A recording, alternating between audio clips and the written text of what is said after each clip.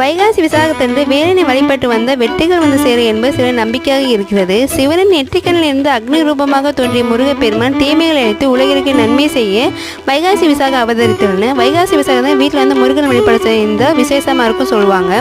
அதே மாதிரி முருகன் படம் வைத்து நெய்வேத்தியத்துக்கு பால் மட்டும் வச்சு வெற்றிலை தீபம் போட்டு மனைவியாக சாமி கும்பிட்டு முடிச்சேன்.